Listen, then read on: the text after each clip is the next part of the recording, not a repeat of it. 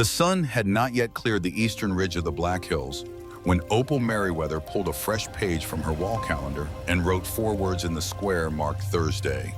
Bakery. The usual, 8 sharp. She set the pen down beside her teacup. The cup was white bone china with a hairline crack running from rim to base, a crack she had been aware of since 1978, the year her husband had packed a single duffel bag and walked out the door of the house on Summit Street without looking back. She had never thrown the cup away. Some things you keep because replacing them feels like an admission. The kitchen of her small apartment at the Summit Senior Living Community was 12 feet by 14 feet.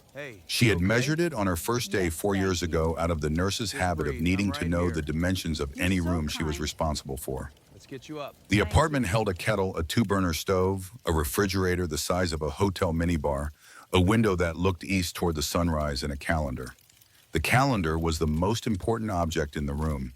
It was how she kept herself aware that time was still moving, that the days still had names, that Thursday still meant something. She was 96 years old. She had been born on the farmhouse kitchen table 8 miles west of Sturgis, South Dakota, on the 14th of March, 1929, 7 months before the stock market collapsed and took most of her father's savings with it. Her mother had delivered her without a doctor because the doctor had been called to another farmhouse that morning and had never arrived. Her mother had tied off the cord with a length of clean twine from the kitchen drawer. Opal had always felt that her first experience of the world had set a tone. If you needed something done in this country, in this part of this country, you did it yourself. You used what you had. You did not wait. She finished her tea and carried the cup to the sink and washed it by hand. The dishwasher in the small galley had never been used. A dishwasher was a machine that allowed you to forget that you had touched the things that fed you. She had no interest in forgetting. Outside her window, the town was beginning to wake up into the particular chaos of the first week of August. She could hear the engines already distant and layered 30 blocks away on Main Street, but carrying through the thin mountain air as if they were parked in the next room. The Sturgis Motorcycle Rally. 85 years running, 500,000 visitors, a town of 7,000 that every August became something unrecognizable to itself, and then 10 days later went back to being exactly what it had always been, as if nothing had happened. Opal had lived through 78 of those rallies. She had been 12 years old at the first one in 1938 when a man named Pappy Howell had organized a handful of riders for a short racing event, and her mother had stood at the front window of their house and said, "This will come to nothing." Her mother had been wrong about that. Her mother had been wrong about a great many things. Opal had learned over the decades to love her mother anyway. She put on her blue dress, the one with the small white flowers. She combed her hair, which was fine and white, and fell just past her shoulders when she let it down, which she rarely did. She pinned it back. She put on her low-heeled shoes, the left one of which had been hurting her for 3 weeks, though she had told no one. She took her cane from the hook by the door. It was 7:20 in the morning. The bakery was 4 blocks away. At her current pace, it would take her 35 minutes. She allowed 40. She stepped out into the August heat, and the door of her apartment closed behind her with the soft, definitive click of a life that did not expect anyone else to enter it that day. Bo Hendricks had been drinking black coffee from a paper cup for 19 minutes, and the coffee was cold and he had not noticed. He was sitting on a low stone retaining wall outside a gas station on Junction Avenue, watching the first band of gold light climb the shoulder of Harney Peak in the distance. He had been coming to Sturgis for 26 consecutive years. He had missed his sister's wedding for this rally in 2003. He had ridden through a Wyoming hailstorm in 2011. He had arrived in 2017 with 2 cracked ribs strapped tight under his shirt and told no one until the 4th day. Sturgis was not an event for Bo. It was a fixed star. It was the thing that stayed the same while everything else kept leaving. He was 48 years old. His beard was more gray than it had been last August. His arms bare below the cut-off sleeves of his leather were marked from wrist to shoulder with ink that told a story he almost never told out loud. He wore the patch of the Iron Hawks Motorcycle Club Rapid City Charter, of which he had been chapter president for 11 years. The patch on his back identified him to strangers as someone they had already made up their minds about. He had stopped caring about that somewhere around his 30th birthday. Behind him in the small block of motels where his brothers were sleeping off the previous night, a window blind moved. A light came on. The rally was waking up. Bo Hendricks had not slept well. He had not slept well in approximately 17 years. The insomnia had arrived in the spring of 2009, the week his father, Arlo Hendricks, had been diagnosed with the lung cancer that would kill him 3 months later. Bo had sat beside the hospital bed in the last week of that summer, holding his father's hand, which had felt very light, and Arlo had looked at him with the clouded eyes of a man on heavy morphine and had said, "Son, there's a woman, Summit Street, Sturgis. You have to promise me you'll find her." Bo had asked who. Arlo had closed his eyes. "She saved me once. She sent me away. I never stopped sending. You find her, son. Promise me." Bo had been 31 years old. He had been angry at many things that week, at the cancer, at the hospital, at his own helplessness, and something in him had refused to accept one more burden from a dying man who had, in Bo's view, loved a ghost more than he had ever loved Bo's mother. "Dad, I don't know what you're talking about. I'm not promising that. I'm sorry, I'm not." Arlo had not opened his eyes again that night. He had died at 3:14 in the morning on a Tuesday in August of 2009. Bo had not entered the house in Somerset since. He drank the last of the cold coffee. He crumpled the cup and put it in the trash. He walked down Junction Avenue toward the staging area on Lozelle Street, where in 90 minutes 800 men on 800 motorcycles would gather for the ceremonial pass down Main Street that had become over the years one of the more visible traditions of the rally. He was the lead rider. He was thinking about his father. He was thinking about a promise he had not made. He did not yet know that in a little over 2 hours he was going to keep it anyway. Opal Merriweather reached the bakery at 3 minutes past 8. The bell above the door made its familiar small sound, and Wren Holloway looked up from the glass display case, and her face did what it always did when Opal walked in, which was to soften in a way that Wren herself was probably not aware of. Wren was 24 years old. She had been working at Holloway's bakery for 3 years, which was the entire length of time she had been married, and also the entire length of time Opal had known her. And Opal had never once asked her a personal question, and this was one of the reasons Wren liked her. "Miss Opal?" "Wren, I saved you one. You always do. I always will." Wren reached into the back of the case and pulled out a small waxed paper bag with an almond pastry inside. The almond one sold out by 9:30 every Thursday. Wren had started setting one aside on her own initiative without asking anyone approximately 11 months ago, after she had noticed that Opal came in at the same time every week and twice in a row had found the case empty of the pastry she wanted and had smiled politely and bought a lemon one instead and had walked out with her back a little straighter than was necessary. Opal had never thanked her for setting aside the pastry. Not directly. Thanking Wren would have drawn attention to the act, and drawing attention to the act would have embarrassed both of them, and neither of them wanted that. Instead, Opal came in every Thursday. Every Thursday, Wren had the bag ready. This was their arrangement. This was a form of love. "You're walking a little slow today, Miss Opal." "I'm 96 years old, Wren. I walk at the speed I walk." "Yes, ma'am. It's going to be hot today." 97, they said. "That's too hot for a human being." "Yes, ma'am." Opal paid in exact change. She always paid in exact change. She carried the coins in a small beaded purse that had belonged to her mother. Wren handed her the wax paper bag, and their fingers touched briefly, and Opal held the touch for half a second longer than was necessary, and Wren noticed, and Wren did not know why it made her want to cry. "Miss Opal?" "Yes." "There's a lot of motorcycles out there today." "There always are, dear. It's August. Be careful crossing." "I have been crossing that street since before your grandfather was born, Wren." "Yes, ma'am." Opal Merriweather smiled once small and turned toward the door.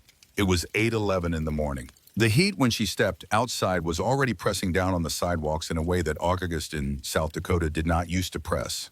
She had noticed this change over the last decade. The summers were heavier.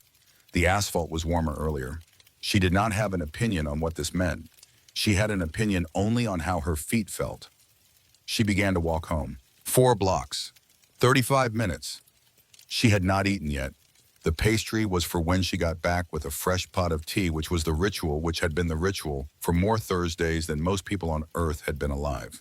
She made it 2 blocks. At the corner of Main and 2nd, she stopped to let a column of motorcycles pass, and the column did not stop passing, and the sun was very hot on her scalp through her pinned hair. And she realized with the sudden, specific clarity of a 96-year-old woman who had been reading her own body for a long time, that she was going to have a problem. Her left leg went first. It simply stopped being there. She reached for a parking meter, and her hand found it, and then her hand did not find it, and she went down onto her left hip with a soft, undignified sound that she was glad nobody could hear over the roar of the passing engines. The wax paper bag went with her. She felt it crumple under her shoulder. The pavement was very hot. She turned her head. The sun was directly in her eyes. She blinked. Her mouth was dry. Her left arm extended out toward the curb as if reaching for something that was not there. She tried to speak and found that she did not have the breath for it. People were walking past her. She could see their legs. Boots, sandals, sneakers. A pair of cowboy boots stopped for 2 seconds and then kept going. A woman in a yellow sundress paused, raised her hand to her mouth, and did not approach. A teenage boy pulled out a phone. A man in a polo shirt stepped around her and kept going, and she watched his back as he walked away, and she thought, I am going to die on this sidewalk, and nobody is going to touch me. She was not afraid. She was something worse than afraid. She was embarrassed. She was 96 years old and had spent 45 years as the head emergency room nurse at Sturgis Regional Medical Center, and she had stabilized thousands of strangers on the worst days of their lives, and now she was a stranger on the worst day of hers, and nobody was stopping. She pressed her right hand flat against the hot asphalt. She whispered to nobody, to the pavement, to the sun, I'm sorry to make a fuss. That was when the engines began to stop. Bo Hendricks was a quarter of the way down Main Street when he saw the gap. It was the gap that he noticed first. Crowds make shapes around trouble. It is an instinct older than cities. The circle was about 10 feet across, and its edges were uneven, and nobody was stepping into it. And at the center of the circle, flat on the sidewalk, he saw the pale blue of a dress. His right hand found the brake before his mind had finished assembling what his eyes were looking at. He stopped. Tucker Rhodes, his vice president of 11 years, who had been riding his back wheel for 3,000 miles that summer, alone stopped within a heartbeat. Behind Tucker, the next man stopped, and the next. The column did not collapse. It did not scatter. It simply went still, one rider at a time, in the ripple pattern of a physical law working itself out across 4 city blocks. 800 engines dropped from a roar to a rumble to a scattered series of clicks and ticks as ignitions cut out. 800 men stopped. Main Street for a stretch of 4 blocks went as quiet as Main Street had ever been on the 3rd day of the Sturgis Motorcycle Rally in the entire 85-year history of the event. Bo swung off his bike in a single motion. He put the kickstand down without looking. He walked toward the circle with the unhurried certainty of a man who had made a decision so deep inside himself that it did not feel like a decision at all. And the crowd on the sidewalk parted for him the way crowds had been parting for him for 20 years, and he did not notice. And then he was kneeling on the hot concrete beside her. The woman was very old. That was the first thing. Her hair was fine and white and had come partly loose from its pins. Her skin had the translucent quality of aged paper held up to a lamp. She wore a pale blue dress with small white flowers, and one of her shoes had come halfway off her left foot. Her right hand was pressed flat against the asphalt, as if she were holding the earth down to keep it from tilting. Her eyes were open. They were blue, the faded color of a winter morning sky. They found his face with a clarity that surprised him. Ma'am, his voice came out lower than he had intended and much quieter. He set his hand carefully, very carefully, on the back of hers, where it lay on the pavement. Her skin was hot. He kept his hand there. I'm right here. Don't move. I've got you. Her lips moved. He leaned closer. I'm sorry to make a fuss. Bo Hendricks, who had not cried in front of another human being since 2009, felt something shift behind his sternum like a stone being rolled from a doorway. He took a slow breath. He kept his voice even. He leaned in another inch. Ma'am, you didn't make a fuss. Not one bit. You hear me? Not one bit. She looked at him. She looked at him the way a person looks at a door that is open when no door should be there. What's your name, ma'am? Opal. Opal. Merriweather. Opal Merriweather, I'm Bo. I'm going to stay right here with you. Is that all right? She considered this for what felt like a long time. Then her right hand, which had been tense against the pavement, relaxed. Her fingers turned slowly and her palm found his, and she held on. Yes. Good. Bo. Yes, ma'am. I was just going home. I know, we're going to get you there. Behind him, without anyone giving an order, the Iron Hawks were forming a perimeter. They did not speak. They did not need to. 30-year men and first-year prospects alike moved into a loose open circle around Bo and the woman on the sidewalk, and they turned outward and they waited. It was not a threat display. It was not aggressive.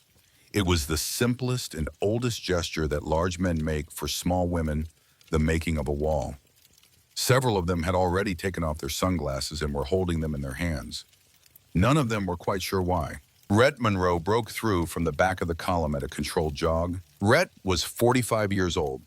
During the other 50 weeks of the year, he worked as an EMT on the flight crew out of Rapid City Regional. He had been riding with the Iron Hawks for 11 years. He had twice saved Tucker Rhodes' life, and Tucker had saved his once, and it was a thing they did not discuss. Rhett carried tucked into the inside pocket of his cut a small, compact medical kit that he had designed himself. He had never once in 11 years had to open it inside the city limits of Sturgis, South Dakota. He dropped to one knee on the other side of Opal without a word. His fingers found her wrist. He counted. His face did the professionally neutral thing that faces do when the person behind them is deciding how worried to be, and Bo, who had been reading Rhett's face for 11 years, knew what the small tightening at the corner of his mouth meant. Pulse, present, not strong, present. Breathing, shallow, but she's with us. Someone call 911. Already did, said Tucker from above them without turning. 3 minutes out. Bo nodded once. He did not take his hand off of Opal's. She had not let go of him. She was watching him. She was not looking at Rhett. She was looking at Bo, and Rhett Monroe was looking at her. He was looking at her with an expression Bo had not seen on Rhett's face in 11 years. And Bo, who did not miss very much, noticed it and filed it away for later. Rhett's face had gone still in the particular way a face goes still when the person behind it has just recognized something and has chosen in that instant not to say so out loud. Rhett, she's stable. Let the paramedics do their job. I'll ride with them. Rhett, later, brother. I'll tell you later. Opal's eyes had not left Bo's. Bo, yes, ma'am. It's hot. I know. There's a pastry in the bag. He looked. There was a crumpled, waxed paper bag about 2 feet from her hip. He reached for it with his free hand and set it gently beside her within her sight. It's fine. I've got it. Almond. Almond. Got it. It'll be waiting for you. Good. She closed her eyes for 3 seconds. Bo felt a cold thing move through his chest. Then she opened them again. She was still there. Bo. Yes, ma'am. They were all walking past me. He did not know what to say to that. He said the only thing he had. They're not walking past you now. The sirens started up 3 blocks away. They grew. And from somewhere in the crowd, quiet at first, and then not quiet at all, something that Bo Hendricks had not expected to hear in his entire life began to happen. People were applauding. It was not celebratory. It was not performance. It was the sound that human beings make with their hands when they have just witnessed something that their own lives had stopped letting them believe was possible.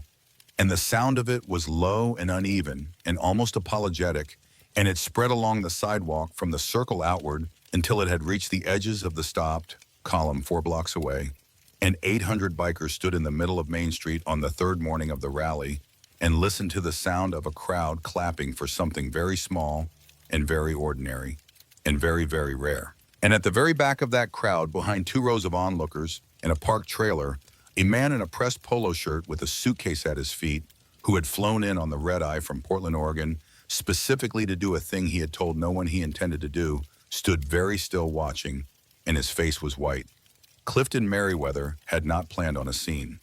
The ambulance reached Main Street at 8:47 in the morning. The 2 paramedics who stepped out of it were young, practiced, and visibly uncertain about the environment they were walking into.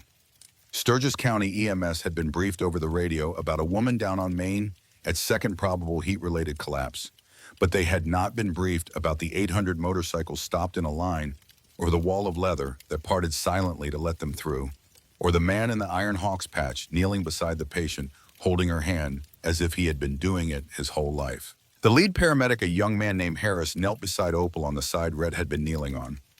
Rhett moved back 1 step to give him room, but not 2. Rhett was not leaving. Ma'am, can you tell me your name? Opal Merriweather.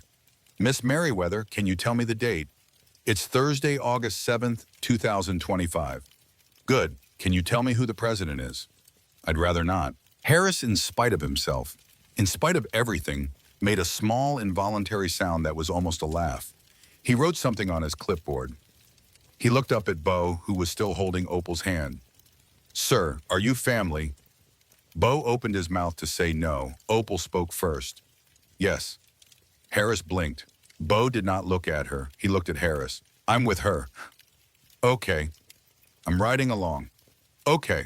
They loaded her onto the stretcher with the careful professionalism of men who had done it 10,000 times and understood that the 10,000th time mattered as much as the first. Bo stood up. His knees had gone stiff from the kneeling. He did not notice. He was watching Opal's face. As they raised the stretcher, she reached for his hand again and he gave it, and her grip was stronger than it had been the first time, which was the piece of information he had been waiting for. Bo, yes, ma'am. Are you coming? Right behind you. Promise. Bo Hendricks, who had refused to make a promise to his own father in a hospital room in August of 2009, who had spent 16 years and 11 months and a certain number of days carrying the small, cold weight of that refusal in the part of the chest where such things live, looked down at the 96-year-old woman on the stretcher and heard himself answer without any delay at all. I promise. They loaded her into the ambulance. Rhett climbed in with her. The doors closed. The ambulance pulled away from the curb at low speed, sirens on, but not screaming, and the 800 men of the stop column watched it go with the particular silence of men who had, without discussion, agreed on something they were not yet ready to name. Bo turned. He walked back to his bike. He did not speak. Tucker was waiting for him. Tucker handed him his helmet without comment. Brother? Yeah. I'll take the column through. You go. Yeah. Call me. Yeah. Bo swung onto his bike. He started the engine. The engine was the only engine running on 4 blocks of Main Street, and the sound of it alone in that silence did something strange to the crowd, which had gone quiet again after the applause had died away. He did not notice the camera crews setting up on the corner. He did not notice the woman in the yellow sundress who was still standing where she had stood for the whole thing, her hands still pressed to her mouth, her eyes red. He did not notice the teenage boy lowering his phone for the first time in 5 minutes. He noticed one person, approximately 40 feet back at the edge of the crowd. A man in a pressed polo shirt was staring directly at him with an expression that Bo Hendricks had been reading on strangers' faces for 30 years. It was the expression of someone who had just realized that a plan he had made was no longer going to be simple. Bo held the stare for 1 full second. The man in the polo shirt looked away first. Bo rode after the ambulance. The waiting room of Sturgis Regional Medical Center was small, underlit, and populated almost entirely by families who did not know one another and were pretending not to notice one another.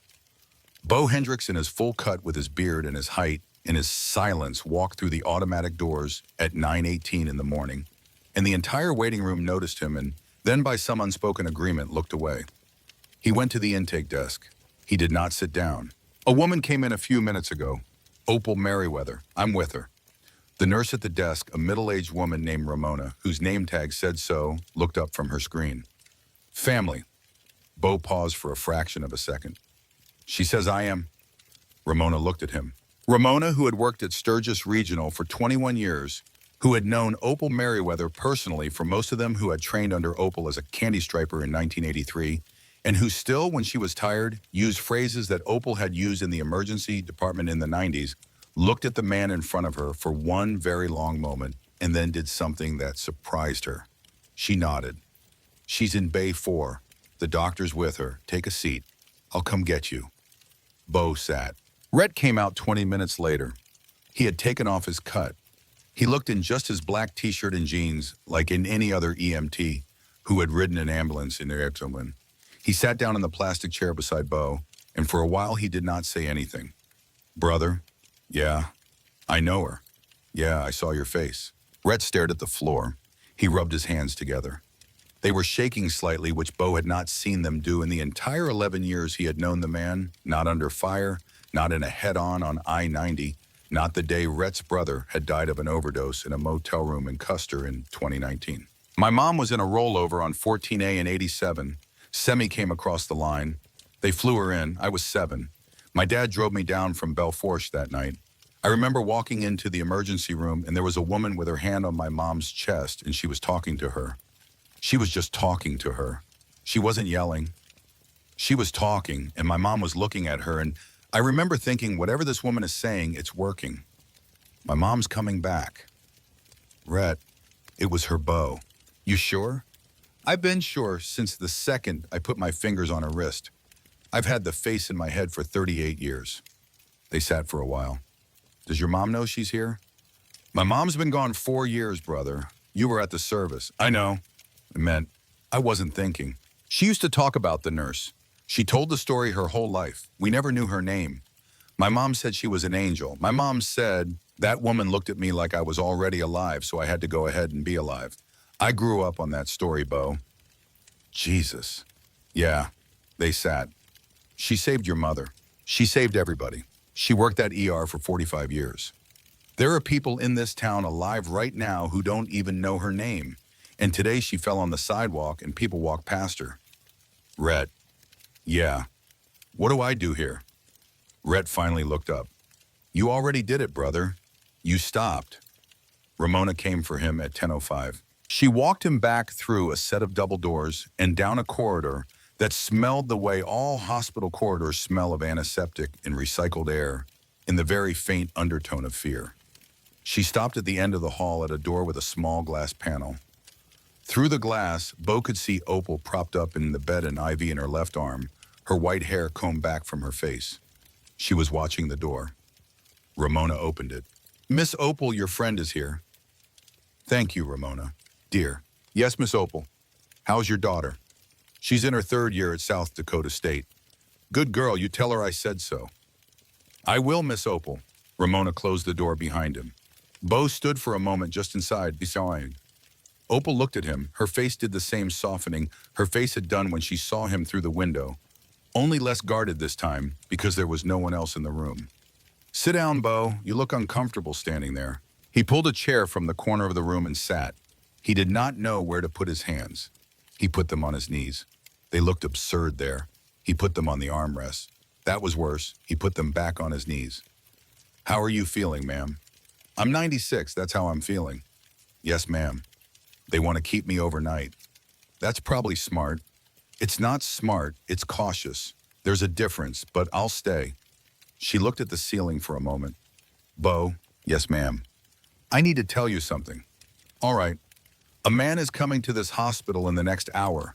He flew in from Portland last night. His name is Clifton. He is my son. Beau watched her face. He is going to tell the doctors and the nurses and anyone else who will listen that I am not competent to make my own decisions. He is going to produce a piece of paper that has my signature on it, giving him medical power of attorney as of July of 2021. I did not sign that paper. I have never seen that paper. I found out about that paper 14 months ago by accident from a bank. Beau did not move. He is going to try to transfer me to a facility in Portland, Oregon tomorrow morning. He has been working on this for at least 4 years and possibly longer. I do not know exactly what he wants, but I know what he does not want, which is for me to die in the house on Summit Street. She paused. The house on Summit Street, which I own, and which I have not lived in for 4 years, and which he has told me for 4 years, has been sitting empty. Beau kept very still. I don't believe him. He said nothing. I need a witness, Beau. I have been alone for a very long time and I have managed, but I cannot be alone tomorrow morning. Do you understand what I'm asking you? Beau Hendricks leaned forward in the chair. He put his elbows on his knees. He looked at the 96-year-old woman in the bed who was not looking at the ceiling anymore, who was looking at him and who was not afraid, and who, had he realized, not been afraid the whole morning. She had been many things on that sidewalk. Afraid had not been one of them. Yes, ma'am, I understand. Will you stay? I already promised you I would. That was about the ambulance. That was about you. She looked at him for a long time. Her right hand resting on top of the thin hospital blanket opened slightly. He reached out and took it. She closed her fingers around his. Beau. Yes, ma'am. I have not asked anyone for help in a very long time. I know. How do you know? I recognize it. She considered that. Your face, what about it? Have we met? Bo almost laughed. He did not quite. No, ma'am, I don't believe we have. She closed her eyes. The door opened. The man who came through it was somewhere past 60, pressed and pale in a pale blue polo shirt, in pressed khakis with a leather portfolio under his arm, and an expression of practiced concern that had on close inspection nothing behind it at all. He stopped one step inside the room when he saw Bo. His eyes flicked down over the patches, over the beard, over the hand holding his mother's, and his face did something complicated. I'm sorry, I'm looking for... You found her. Bo did not stand up. Mom. Oh, Mom, thank God. Opal Merriweather did not open her eyes. She did not open her eyes for the full 30 seconds that her son stood in the doorway of the hospital room, waiting for her to. She did not open them when he said her name a second time softer with a careful performance of hurt. She did not open them when he stepped into the room and set the portfolio on the foot of the bed. Bo did not let go of her hand. Clifton Merriweather's eyes went to the hand. I'm sorry, who are you? Opal opened her eyes. They were very clear, and they were not looking at her son. They were looking at the ceiling. Clifton. Mom, this is Bo Hendricks. I see that. He is a friend of mine. A pause. He is staying. Clifton Merriweather's jaw tightened. Bo watched it happen. It was the jaw of a man who was not used to being told that a room was not going to be what he expected it to be. He set the portfolio down more firmly on the foot of the bed. He walked around to the other side, the side Red had been on the sidewalk 2 hours ago. He looked at Bo across his mother's body. Sir, I appreciate whatever assistance you provided this morning. I'm sure my mother does as well, but I'm going to need some privacy now with my mother. We have some family matters to discuss. I'm sure you do. Sir. He stays. Opal's voice was not loud. It did not need to be. Clifton looked at her. For 1 second, across the hospital bed in the fluorescent light of Sturgis Regional Medical Center at 10:22 on a Thursday morning in August, Bo Hendricks watched the face of a 69-year-old man register the fact that his mother, who he had been counting on to be confused, was not confused at all, and had not been confused and was not going to be confused, and that the plan he had flown from Portland to execute had, in the space of the last 2 hours, developed a complication he had not accounted for. Bo Hendricks watched Clifton Merriweather's face, and he thought about his father, and he thought about a promise he had not made in 2009, and he thought about the 800 men who had, without being asked, built a wall around a woman on a sidewalk that morning. He thought, I am going to be this woman's wall. He did not say it out loud. He squeezed her hand once. She squeezed back. Outside the hospital window, the August sun climbed higher over the Black Hills, and the engines of the rally, faint and constant, rolled on through the streets of the small South Dakota town that Opal Merriweather had been born in 96 years earlier, the town where she had delivered babies and held dying hands and worked the emergency room for 45 consecutive years, the town where that morning she had fallen on a sidewalk and the world had walked past her until 800 men on 800 engines had not. Clifton Merriweather sat down slowly in the second chair. He had not been invited to. He said very quietly to his mother, without looking at Bo, we have a lot to talk about. Opal did not open her eyes again. She said, yes, Clifton, I imagine we do. And in a bakery 4 blocks away, Wren Holloway was wiping down a glass case she had already wiped down twice. And she was trying very hard not to cry, and she was failing. And she did not yet know that in 48 hours, her employer was going to fire her.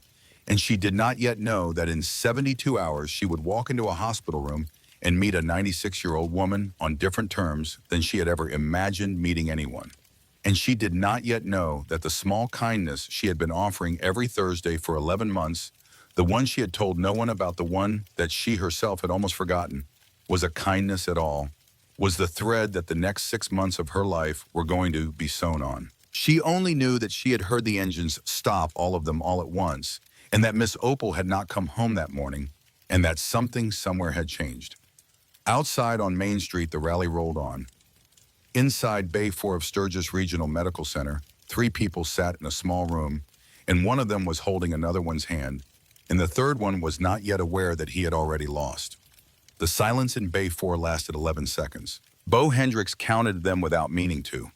It was a habit he had picked up from his father, who had counted silences the way other men counted money, and who had once told Bo in the cab of a truck on a long drive through Wyoming in 1994 that you could tell more about a room by how long it could stay quiet than by anything the people in it ever said out loud. 11 seconds. That was how long Clifton Merriweather sat in the chair he had not been invited to sit in before he cleared his throat and began. Mom. Opal Merriweather did not open her eyes. Mom, I came as soon as I heard. I got the call at 4:30 this morning from the community from Summit. They told me there had been an incident. I was on the 5:15 flight out of Portland and I haven't slept. Opal eyes closed, did not respond. Mom, I know this is a lot. I know this isn't how either of us wanted to have this conversation, but I'm here now. I'm here for you. Still, she did not open her eyes. Bo watched her. He watched the way her thumb moved very slightly against the side of his hand. One slow sweep. She was not asleep. She was listening and she was thinking, and she was doing the thing that Bo had watched her do on the sidewalk that morning, without understanding at the time what it was, which was the conservation of a very small, very finite supply of strength for the specific moments when she was going to need it. Clifton reached for the leather portfolio on the foot of the bed. I think it's time we talk about a few things. I've been in touch with a very good facility in Beaverton. Small, quiet, private rooms. They have a bed available starting Saturday. I've already paid the deposit. The medical transport is arranged. We just need to, Clifton. He stopped. Opal opened her eyes. She did not look at him. She looked at the ceiling. I would like you to leave the portfolio on the chair and step out of the room. Mom, I am not asking. Mom, the doctor said. Dr. Patel said I am stable, alert, oriented to person, place, and time, and that I am to be observed overnight as a precaution because 96-year-old women who collapse in August heat are observed overnight as a precaution. Dr. Patel did not say anything about Beaverton, Oregon. Dr. Patel does not know that Beaverton exists. You are going to leave the portfolio, and you are going to step out of this room, and you are going to wait. I will speak with you when I am ready. Clifton Merriweather looked at her for a long moment. His jaw did the thing again the tightening Bo had watched earlier, and Bo understood now that it was not anger exactly. It was the small, involuntary tell of a man whose entire plan depended on one variable, remaining what it had always been, and who had just discovered that the variable was not going to cooperate. He stood. He laid the leather portfolio on the chair. He walked to the door. At the door he turned. Mom, I love you. Opal Merriweather, who had not looked at her son once since he had entered the room, turned her head on the pillow and looked at him then, and the look she gave him was not angry, and was not soft, and was not tender. And Bo, who had spent 30 years learning to read the faces of men who were lying to him, understood in that instant that Opal Merriweather had just given her son a look that he had spent 69 years refusing to see, and that she had known he would refuse to see it this time also, and that she was done pretending otherwise. I know you do, Clifton, in the way that you do. That has always been the problem. The door closed behind him. Opal looked at the closed door for a long moment. Then she turned her head back to the ceiling, and her eyes filled once briefly with the particular kind of tears that do not fall. And Bo Hendricks, who was still holding her hand, held it a little tighter and said nothing at all. The video went up at 11:17 that morning. By noon, it had 600,000 views. By 1 p.m., it had 1.4 million. By 3 p.m., it had crossed 4 million. And the national outlets were calling the Rapid City station that had been first to air it. And Tucker Rhodes's phone, which had been on silent mode in his cut pocket, had accumulated 87 text messages and 19 missed calls. And Tucker Rhodes, who was currently sitting in a Sturgis diner 3 blocks from the hospital, eating a plate of eggs he had no appetite for, was ignoring every single one of them. The footage was 42 seconds long. It had been shot by a 17-year-old boy on a phone. It began with a column at full roar, panned across the bikes, caught the moment Bo's brake lights came on, caught the ripple as 800 engines cut one by one, and ended on a long, shaky, zoomed-in shot of Bo Hendricks kneeling on a sidewalk with his hand over an old woman's hand. The sound on the clip dropped during those last 15 seconds to almost nothing, because almost nothing was the ambient noise of Main Street Sturgis at that exact moment. People were posting the clip with captions. Some of the captions said faith in humanity restored. Some of them said this is what a real man looks like. Some of them said staged obvious PR stunt. A few of them said the things that such clips always attract from people who have decided long before any particular clip was filmed what the world is. Clifton Merriweather, sitting in the hospital cafeteria with a cup of coffee he was not drinking, watched the clip on his phone 9 times. On the 9th time, his mouth moved silently around a word that no one was close enough to hear. Then he made a phone call. Then he made another. Then he opened his laptop and he began to type an email. And the email was to a lawyer in Portland, Oregon, whose name was on a great many documents bearing, among other signatures, the looping old-fashioned signature of one Opal Merriweather of Sturgis, South Dakota, born March 14, 1929. In a small break room down the hall, Rhett Monroe was showing Bo a screenshot on his phone.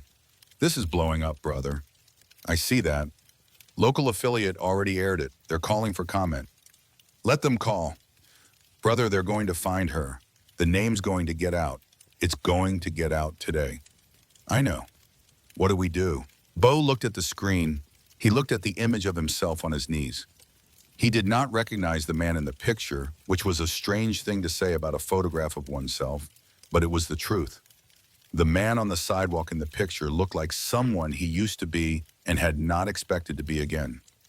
He handed the phone back to Rhett. "We do what we were already doing, which is, we don't leave her." Rhett nodded once. "Tucker's at the diner. He's screening the calls. Nobody's getting near her through us." "Good." "Brother?" "Yeah." "The son?" "Yeah. He's not what he looks like." "I know. I mean, he's exactly what he looks like, just there's more of it." "I know, Rhett." "Okay." Bo rubbed his face. He had been up since 4:20. His eyes were starting to burn. "Rhett, I need you to do something for me." "Name it." "Her house. Summit Street. She thinks it's been sitting empty. She doesn't think that anymore. I want to know what's actually there. I want to know today." "On it." "Take Tucker." "On it." "Rhett." "Yeah. Don't break anything." "Brother, I mean it. Nothing. We don't give anybody a reason." "On it, brother." Rhett was out the door. Bo stood alone at the break room for a moment. The coffee machine in the corner made a small ticking sound. He looked at his hands. They were steady. They had been steady since the moment he had knelt on the sidewalk that morning, and they were still steady now. And this was to him a more significant data point than the 800 men or the 4 million views or the man in the polo shirt sitting in the cafeteria 3 floors below him. His hands were steady. He had not felt this, not in his hands, since August of 2009. He walked back down the hall toward Bay 4. Wren Holloway was fired at 2:14 that afternoon. Her employer, a man named Doug Holloway, no relation beyond the long chain of cousins that ran through any town the size of Sturgis, called her into the back office and closed the door and did not invite her to sit down. He had the television on behind his desk. The footage was playing on a loop. He did not look at her when he spoke. "Wren." "Yes, Doug." "No, we've been getting calls." "Okay." "People recognize Miss Opal. They know she comes here Thursdays. They know that about us. They're saying things." "What kind of things?" "Things about the bakery. Things about who we associate with. I had a woman on the phone this morning, a vendor 40 years with her family, saying she couldn't in good conscience continue to supply us if we were going to be the bakery that the motorcycle gang used as, quote, a publicity set." "Doug, that is absurd." "Wren, she was on the ground. They stopped. That's all that happened." "Wren, I'm not disagreeing with you. I'm telling you what people are saying." "I'm not going to stop saving her pastry, Doug." He finally looked up at her. "I know. So what are you telling me?" "I'm telling you I think it's better for everybody if we part ways. Effective today. I'll pay you through the end of the week." Wren Holloway stood in the back office of a bakery she had worked in for 3 years, and she looked at a man who was not quite meeting her eyes, and she understood something that she had been slow to understand in her life generally, which was that many decisions made by men like Doug Holloway were made not because the men believed the decisions were right, but because the men could not quite bear the cost of being the one who said no. She was 24 years old. She had been married for 3 years. She did not have any savings to speak of. She had 2 months' rent in her checking account and a husband who worked at the auto parts store on the other side of town and who had been laid off twice already this year. She took off her apron. She folded it. She set it on his desk. "Doug." "Yeah." "I'm going to visit her this afternoon. Ren, I'm going to bring her the almond one. Ren, don't. I'm going to take one from the case and I'm going to leave $3.25 on the counter and I'm going to walk it over to the hospital because I am not going to let a 96-year-old woman sit alone in a hospital bed this afternoon without her pastry. Doug, and if you want to call the police on me for that, you go right ahead. Doug Holloway did not look up. He said very quietly, take the whole tray. Ren Holloway did not cry in the back office. She did not cry in the front of the shop as she packed a small white bakery box with 6 almond pastries, or as she set $3.25 on the counter and an extra $20 for the rest of the tray, or as she walked out of Holloway's bakery at 2:27 in the afternoon for what she did not yet know was the final time. She cried for the first time 3 blocks later on a bench outside the public library with the white bakery box on her lap, and when she was done crying, she wiped her face with the back of her wrist, and she stood up and she walked to Sturgis Regional Medical Center. She asked for Opal Merriweather at the desk. Ramona looked up. Are you family, honey? No, ma'am, I work at the bakery. I brought her Thursday pastry.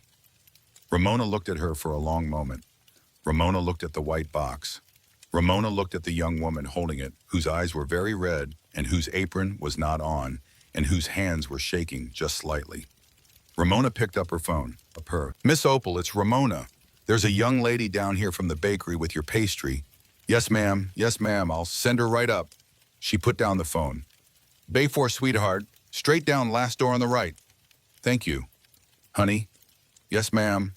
Thank you for bringing it. Ren did not trust herself to answer. She nodded once and walked down the hall. The door of Bay 4 opened on Bo Hendricks reading the back of a pamphlet about hospital visiting hours on Opal Merriweather propped upright in her bed, and on a 24-year-old woman in jeans and a t-shirt standing in the doorway with a white bakery box and a face that was trying very hard to hold itself together. Opal saw the box. She saw the girl's face. She said, "Oh, Ren." And Ren Holloway, who had been holding herself together for 3 hours, set the box down carefully on the rolling hospital table and walked to the side of the bed and sat down in the chair that had been Clifton's and took Opal Merriweather's hand in both of hers, and she told her what had happened in 12 short sentences. And when she was done, Opal looked at her for a very long moment and said, "Child, listen to me. You have not been fired. You have been freed. There is a difference, and in about 3 days, you are going to understand the difference. Until then, you come here every afternoon and you bring that pastry and you let me feed you.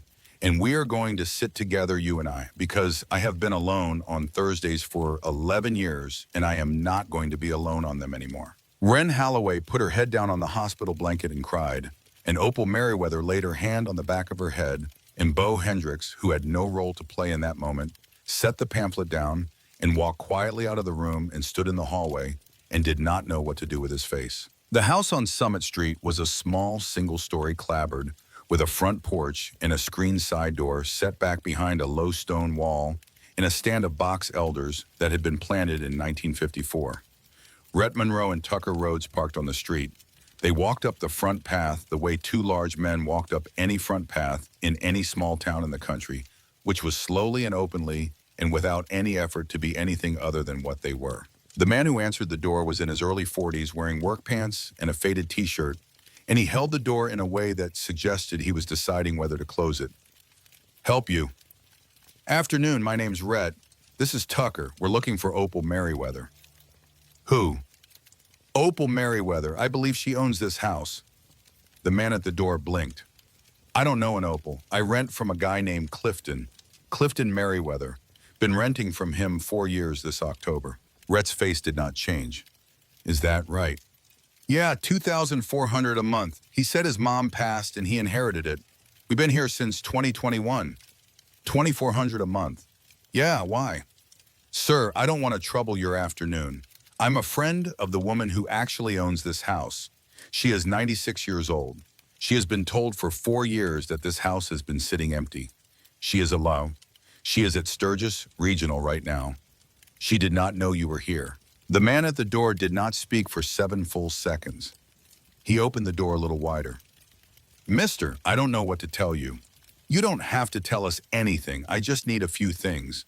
Do you have a copy of your lease?" "Yeah." "Can I see it?" "Let me get it." He disappeared inside. Rhett looked at Tucker. $2,400 a month for 4 years.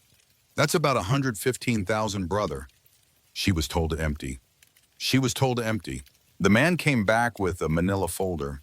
He opened it on the porch railing. Rhett photographed each page with his phone. Sir, what's your name? Carl. Carl, I'm going to ask you something, and I want you to think about the answer before you give it. Are you on the lease as a full-term tenant, or is this month-to-month? Year lease. Renews every October 1st. Next renewal is in 7 weeks. All right, Carl, I'm not here to make your life hard. You're a tenant in good faith, but the man you've been paying is not the man who owns this house. That is going to matter. I'm not a lawyer, and I'm going to tell you what a lawyer will tell you tomorrow. Do not sign the renewal. Do not send him any more money after the end of this month. Make the October 1st payment to the Meade County Court in escrow pending clarification of title. That will protect you. Do you understand what I'm telling you? Yeah. Good man. I'm sorry about this. Mister? Yeah. Is she really 96? Yes, sir. Jesus. Yeah. Rhett and Tucker walked back to the truck. They did not speak until the doors were closed and the engine was running. Brother? Yeah, Tucker. I don't like this man. Nobody's going to. Are we going to have to get careful? We're already careful. We're always careful. You know how this works. I know how it works. Get him on paper. Keep our hands clean. Let her do it. It's her fight. It's her fight. They drove back to the hospital. Opal Merriweather had been staring at the tray ceiling of Bay 4 for 18 minutes when she said, without preamble, Bo, I want to tell you a story. He set the magazine down. He had been pretending to read the magazine for 20 minutes. All right, ma'am. It is going to take a little while. I've got time. Yes, I believe you do. She closed her eyes for a moment, not in fatigue, but the way a person closes their eyes when they are preparing to enter a room they have not entered in a long while. In 1962, I was 33 years old. I had been working at the Sturgis Hospital for 10 years. I was already the charge nurse in the emergency department, which was unusual for a woman of my age at that time, but there were not very many people who wanted the job, and I wanted it, and I was good at it. I had a son, Clifton, who was 6. I had a husband whose name I do not need to say out loud anymore, and who was by that point in his 3rd year of preparing to leave, though neither of us had said so yet. She opened her eyes. On a Friday night in August of 1962 during the rally, they brought a young man in on a stretcher. He had come off his motorcycle on Highway 79, 5 miles south of town. He had a compound fracture of the left femur, a collapsed lung, and a laceration across his scalp that had filled his eyes with blood. And he was 28 years old and he was alone. She looked at the ceiling. I worked on him for 6 hours. I was the one who held the pressure on his femoral. I was the one who talked to him while the surgeon came down from the 2nd floor and the respiratory therapist handbagged him and the blood bank sent up the 2nd unit. I talked to him the entire time. I do not remember what I said. I have never remembered what I said. I have only ever remembered his eyes. Her voice was steady. His name was Arlo. Bo Hendricks sat very still in his chair. He was 6 feet tall. He had black hair that had grown out past his collar. He had a tattoo on his forearm of a small bird, which I thought at the time was an unusual thing for a rough man to have on his arm, a small bird, and which stayed in my memory for 63 years. He told me the 3rd day when he was off the vent and able to speak that he had grown up in a small town in Ohio and that he had been riding west because he did not know what else to do with himself. He said he had no family left. He said the bird was for his mother, who had liked birds and who had died when he was 9. She was quiet for a moment. He stayed in the hospital for 11 days. On the 7th day, he asked me to sit with him for a few minutes after my shift, and I did. And we talked until past midnight. On the 8th day, he asked me again. On the 11th day, the day we discharged him, he was sitting on the edge of the bed with his crutches beside him, and he looked at me and he said, I am not going back to Ohio. I am going to find somewhere to stay around here until my leg heals up. If I find somewhere, will you have dinner with me? She smiled at the ceiling.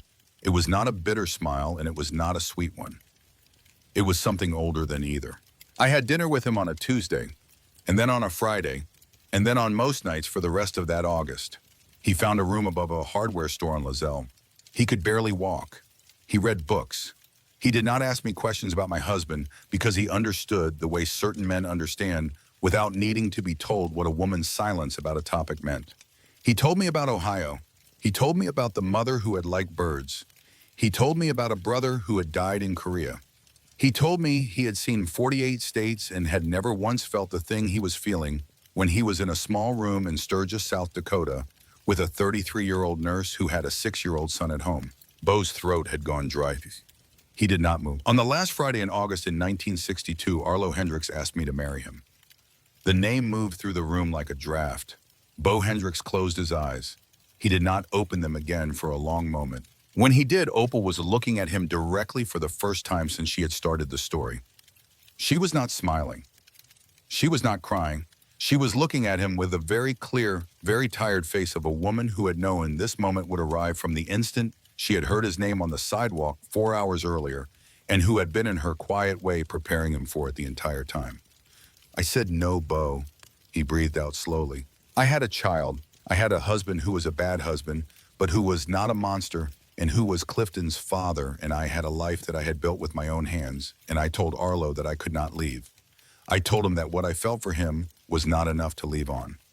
I told him that if I left, my son would never forgive me, and I would not forgive me, and that there are loves that you do not choose because choosing them makes you into a person you cannot live with. I told him to go. I told him to find a good woman and to give her children and to tell her about Ohio and about the bird on his arm. And I said, do not come back here, Arlo, because if you come back here, I will not be strong enough a second time. And I do not want to find out what kind of woman I am when I am not strong enough." She paused. He left on the 1st of September, 1962. I did not see him again. I heard later through a friend of a friend that he had settled in a town called Somerset in western South Dakota, and that he had married a woman from Rapid City, and that they had a son in 1977. I did not look him up. I did not write. I kept the promise I had asked him to make. And I thought about him, Bo, every single Sunday for 63 years. The room was very quiet. Your father was a good man. Bo Hendricks' eyes had filled. He was not ashamed of it. It was the first time in 17 years that he had let tears form in front of another person, and the person they were forming in front of was a 96-year-old woman in a hospital bed who had just told him that she had once, for a single month in the summer of 1962, been loved by his father in a way that he now understood his father had never quite recovered from. He said, "Ma'am." She said, "I know." He said, "Biadler, he asked me to find you." She said, "Oh." He said, "In 2009, on the night he died, he asked me to find a woman on Summit Street in Sturgis.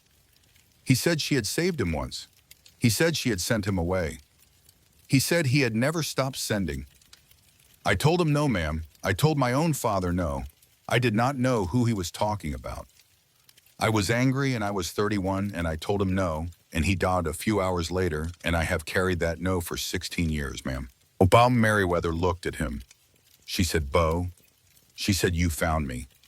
And Bo Hendricks, who had not cried in front of another human being since August of 2009, put his face in his hands and he cried quietly, not for very long, and Opal Merriweather reached across the blanket and laid her thin, steady hand on the top of his head, and she let him. Rhett and Tucker came back at 5:04 p.m. They waited outside in the room until Bo came out into the hall. His eyes were red and he did not try to hide it, and Rhett and Tucker, who had both known him for more than a decade, did not remark on it because there are things you do not remark on. "Brother, what did you find?" Rhett showed him the photographs, the lease, the signatures, the dates, the rent. Bo looked at the screen. He looked at it for a long time. $2,400 a month. 4 years. $115,000. Give or take. She was told empty. She was told empty. Bo handed the phone back. "Keep that safe. I already sent it to 3 places." "Good. Brother." "Yeah. What are we going to do?" "We're not going to do anything." "She is." Rhett nodded once. "She know." "She will in about 10 minutes. Bo walked back into Bay 4. Wren was asleep in the chair beside the bed, her head resting on the blanket near Opal's hip. The white bakery box was on the rolling table. It had 1 pastry missing. Opal was awake. "Ma'am." "Yes, Bo."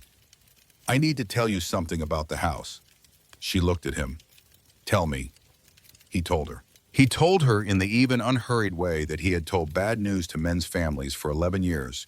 As chapter president in Opal Merriweather listened without moving, without looking away, and when he had finished, she was quiet for a long moment, and then she said, $115,000, give or take, 4 years. Yes, ma'am. He told me empty. Yes, ma'am. She closed her eyes. She did not cry. She said very quietly the way a person says a thing they have already half suspected and are now simply confirming for themselves, my son has been stealing from me.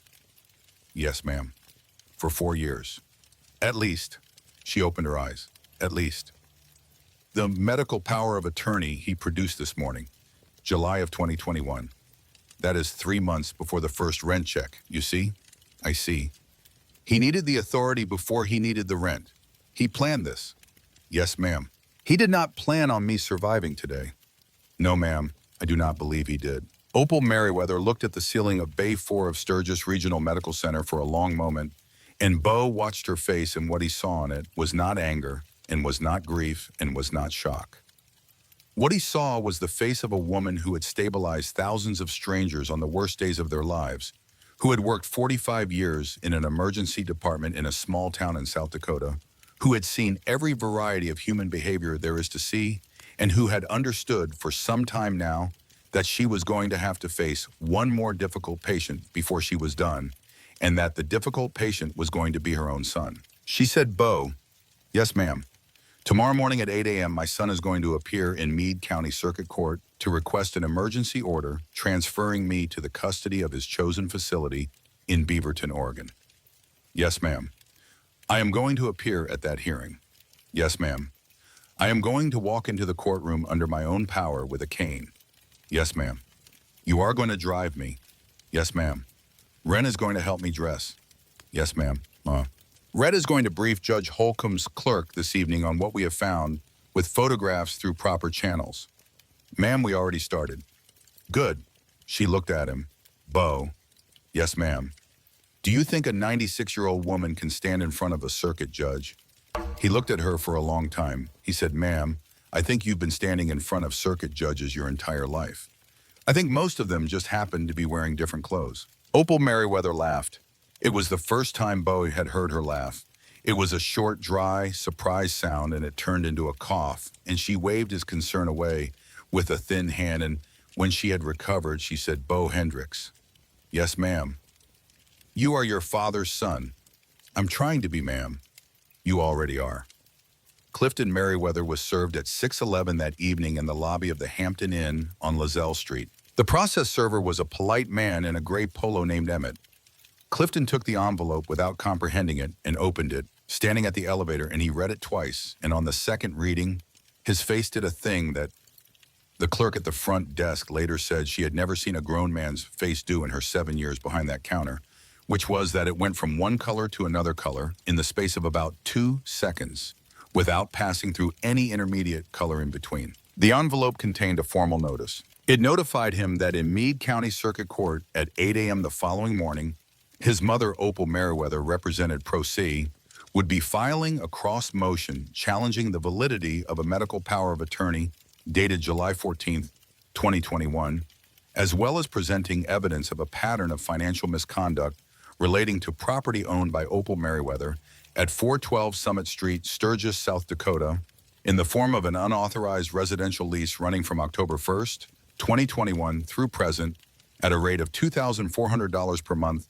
payable to the respondent one Clifton Merriweather of Beaverton, Oregon. Clifton Merriweather stood at the elevator for a full 2 minutes without pressing the button. He took out his phone. He called his lawyer in Portland. He did not sleep that night. In Bay 4 at 9:47 p.m., Ren Holloway was sitting cross-legged in the recliner, eating the second-to-last pastry, and Opal Merriweather was sitting propped upright in her bed, dictating in a clear, calm voice the outline of a statement she intended to read in open court at 8 a.m. the following morning. And Bo Hendricks was writing it down in a small notebook he had borrowed from the nurse's station, and Rhett and Tucker were in the hall, and Ramona was making sure that no one came down that corridor who did not have express permission. Opal paused between sentences. Bo, ma'am, do you think I can do this? Ma'am, honestly, I think the question is whether anybody else in that room can. You've been doing this your whole life. She considered this. She said, I am tired, Bo. He closed the notebook. He said, I know, ma'am. Rest. I'll be right here. I'll be here when you wake up. She closed her eyes. Wren, half asleep in the recliner with a pastry in her hand, said without opening her eyes, Me too, Miss Opal. And Opal Merriweather, who had fallen alone on a sidewalk at 8:16 that morning, who had whispered, I am sorry to make a fuss to a world that had been walking past her, who had lain with her hand flat against hot asphalt and her blue dress on the hot cement, and had understood for the first time in her 96 years exactly how alone could feel, fell asleep at 9:53 p.m. on Thursday, August 7th, 2025, in Bay 4 of Sturgis Regional Medical Center, with a young woman asleep in the recliner beside her, and a large gray-bearded man in a leather cut writing her words down in a notebook by the side of her bed. And she slept deeply, and she slept well. And the last thought she had before she slept was that tomorrow morning at 8 a.m., she was going to stand up in a courtroom in Meade County, and she was going to speak, and for the first time since September 1st, 1962, she was going to speak entirely and only for herself. Outside the window, the Sturgis rally rolled on through the dark, the engines constant and far off, and the moon came up over the black hills in the town of Sturgis, South Dakota, which had forgotten its old head, emergency room nurse for a very long time, was about to remember her all at once in a way none of them were prepared for. The Meade County Courthouse had been built in 1919 out of the same tan sandstone that the rest of the small civic buildings in western South Dakota had been built from in that decade, and at 7:31 on the morning of Friday, August 8th, 2025, the stone was already warm to the touch. Bo Hendricks put his palm flat against the column outside the main entrance for a moment before he turned back to the car. The column was warm. The sky above the courthouse was the particular pale high blue that August mornings produce in the plains, the color of something that has not yet been asked to be anything. He opened the passenger door of Tucker Rhodes's F-150. Opal Merriweather was sitting very straight in the front seat. Wren Holloway in the back leaned forward to steady her elbow as she turned to swing her legs out. Opal had refused the hospital discharge wheelchair. She had refused the loaner walker. She had accepted only the cane. She was wearing a pale gray dress she had asked Wren to fetch from the apartment at Summit Senior Living at 6 a.m., a dress she had not worn in 11 years, a dress that had been purchased in 1994 at a department store in Rapid City that had gone out of business in 2003. It fit her the way well-made clothes fit women who have not changed size in a very long time, which is to say almost exactly. She had pinned her hair back. She looked, Bo thought, like a woman who had woken up and remembered herself. Ma'am, there are going to be cameras. I know, Bo. There are more of them than we thought. I know. The hearing is closed. Cameras won't be inside the courtroom. I understand how a courthouse works, Bo. I was married at one. Yes, ma'am. He offered his arm. She took it. She did not lean on it the way a woman of 96 had every right to lean on it. She used it, but she did not lean. They walked up the wooded stone steps together. Wren 1 step behind Tucker, 2 steps behind her, and Rhett Monroe a full pace behind all of them, with a leather satchel in his right hand that contained photographs, copies of a lease affidavits from a man named Carl, a certified mail receipt from the office of a lawyer in Portland, Oregon, whose name appeared on 5 different documents bearing a signature of one Opal Merriweather, which that Opal Merriweather had no memory of ever having signed, and a sealed envelope from a woman named Dr. Nidhi Patel, attending physician at Sturgis Regional Medical Center, confirming in precise clinical language that the patient Opal Merriweather, born March 14, 1929, was oriented to person, place, and time, displayed no cognitive impairment beyond age-appropriate minor memory variance, and was in her attending's professional judgment fully competent to manage her own medical, legal, and financial affairs. Cameras stood in a semicircle at the base of the steps. One of them called as they approached. Miss Merriweather, is it true you're testifying today? Opal did not turn her head. Another, Miss Merriweather, any comment on the viral footage? She did not turn her head.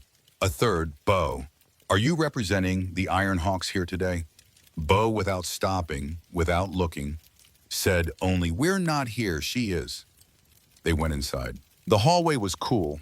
The floors were worn tan linoleum from sometime in the 70s.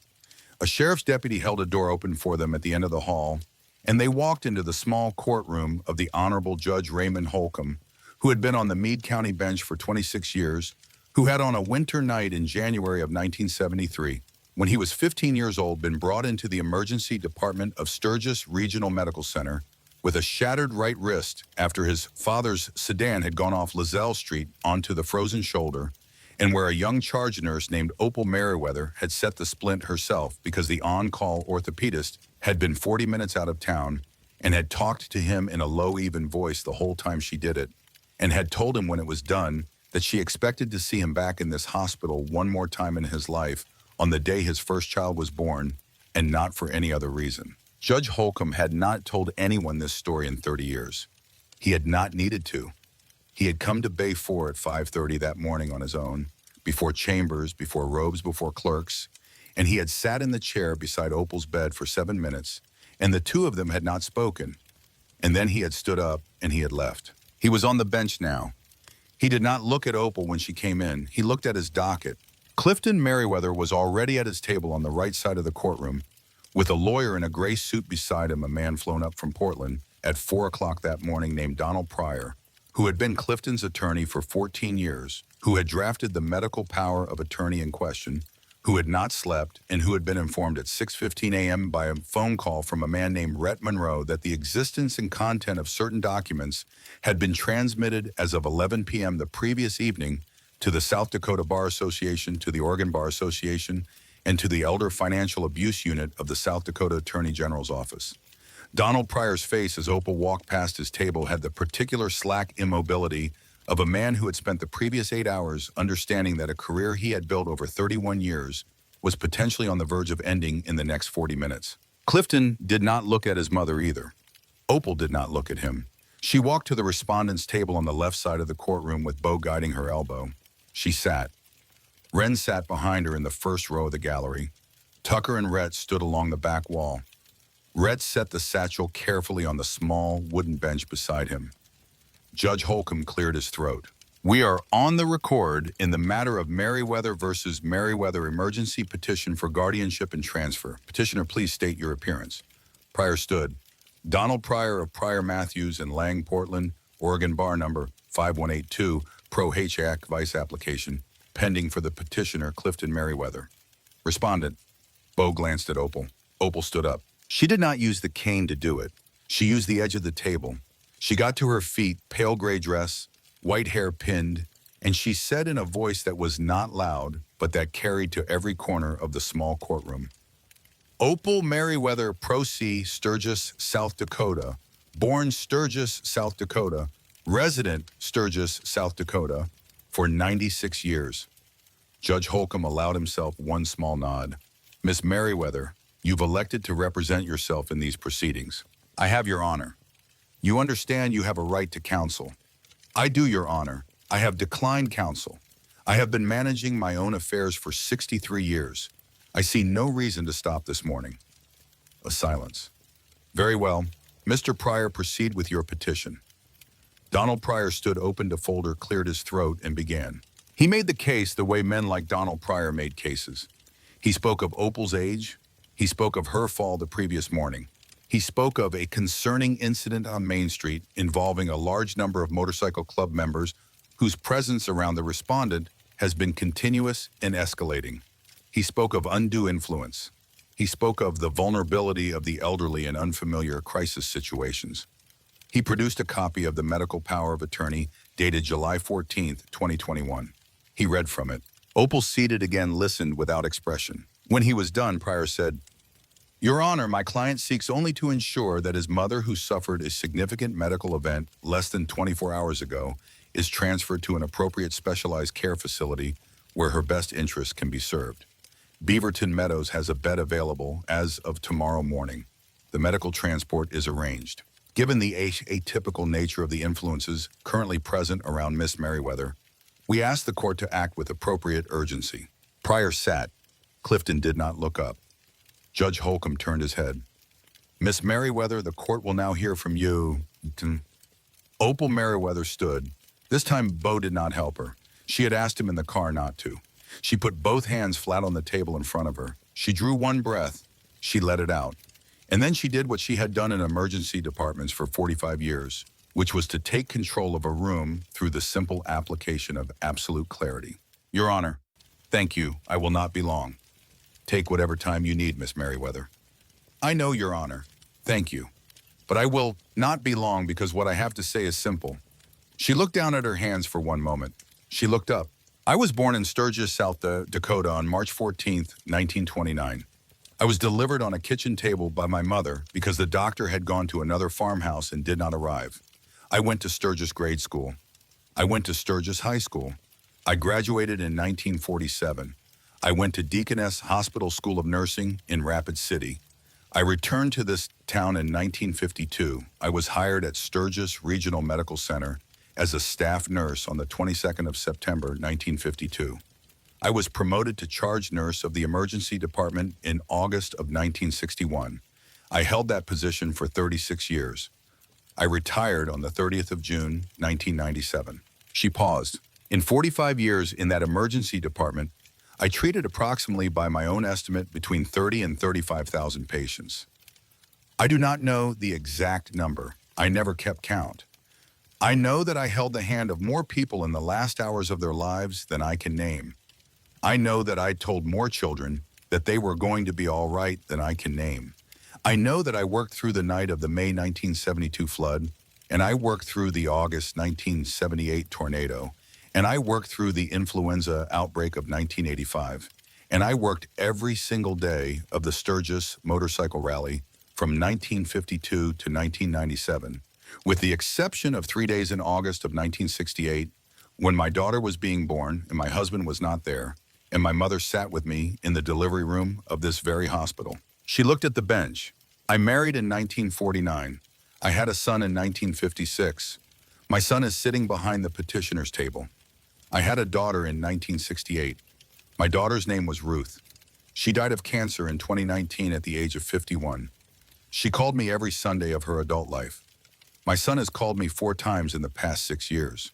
Twice to ask about money, once at Christmas, once last Thursday to ask what time I usually left the house on Thursday mornings. Donald Pryor made a small involuntary movement with his hand. Clifton Merriweather finally, for the first time, looked at his mother. Opal did not look at him. She was looking at the judge. In 1969, my husband left me. He left me with a 13-year-old boy who would not speak to me and a 1-year-old girl who would not stop crying. I worked night shifts at the emergency department for 11 years to feed those 2 children. I did not take a second husband. I did not take a vacation until 1986. I paid off the house on Summit Street in full in 1983 entirely from my own wages. I have held title to that house for 42 years continuously in my own name. Opal Merriweather, the same name I was born with, because I never changed it when I married, and never changed it when I did not marry, because I was born an Opal Merriweather and I intend to die one. She drew a slow breath. In July of 2021, my son, the petitioner, visited me in the apartment I had just moved into at Summit Senior Living. He brought me documents. He told me they were for making sure my medical bills were paid properly in the event of an emergency. I was 92 years old. I was grieving my daughter who had been gone 2 years. I was lonely. I signed some of those documents. I did not sign all of them. The medical power of attorney dated July 14, 2021, which my son's counsel has just read from, bears a signature that is not mine. I would invite the court to compare it to the signature on any of the 42 documents of public record I have signed in the last 60 years. A bank signature card, a deed, a marriage certificate, a divorce decree. I invite the comparison, Your Honor. Pryor's face had gone perfectly still. In October of 2021, 3 months after that document was executed, my son leased my house, the house on Summit Street, to a Mr. Carl Redfield at a rate of $2,400 per month. I was told at that time that the house was sitting empty while we, quote, sorted things out. My son has collected rent on my house to his own account in the amount of approximately $115,200 over a period of 46 months, and I have never received a single dollar of that money, nor an accounting of it, nor an acknowledgement that it exists. Mr. Redfield is prepared to testify to the terms of his lease. His lease is in the exhibit satchel that my associate has carried in. The bank records associated with the account into which those rents have been deposited have been subpoenaed as of 6 p.m. last evening by a process my associate Mr. Monroe initiated through proper channels of the South Dakota Attorney General's office. Judge Holcomb's expression had not changed. Yesterday morning, Your Honor, I fell on the sidewalk on Main Street. I was going home from the bakery. I was carrying an almond pastry because I like them, and because a young woman at Holloway's Bakery has saved me one every Thursday for 11 months, because she is a good person and because good people notice things. I fell. People walked past me. I pressed my hand flat on the pavement, and I said out loud, I am sorry to make a fuss, and I want this court to understand something about that sentence. I did not say it because I was dying. I said it because I was 96 years old, and I had been apologizing for making a fuss for my entire life, and that is what came out of my mouth when I could not think of anything else. Her voice did not rise, it held. 800 men stopped their motorcycles for me. I did not know any of them. One of them knelt down on the hot cement, and he took my hand. His name is Bo Hendricks. He is standing to my left. I had never met him before. I will tell the court that in the 45 years I worked in the emergency department of this town's hospital, I had many men in leather jackets come through my doors on the worst days of their lives, and I held their hands too, and I told them they were going to fight all right, and I did not think about what patches were on their jackets, because a patch on a jacket has never, in my experience, told me one single useful thing about the quality of the man wearing it. I will tell the court that when I was 96 years old on the hottest day of a South Dakota August lying on a sidewalk on Main Street, the only people who stopped for me were people that this community, including my own son, would have told me to cross the street to avoid. She paused. My son has flown here this morning, not because I fell, but because I did not fall quietly. He was prepared had I been found unconscious, or had I been moved confused to a hospital bed without witnesses to execute a plan he had been assembling for 4 years, the last stage of which was the removal of my body from this state. I know this because I have been his mother for 69 years, and I have watched him make decisions his entire life. And I know the face he makes when a plan of his is in motion, and I know the face he makes when it is not. I saw one of those faces yesterday at 11:52 a.m. in Bay 4 of Sturgis Regional. I will leave it to the court to guess which one. She looked finally at Clifton. Clifton? He looked up. She did not raise her voice. I know you wanted the house. I have known for a long time.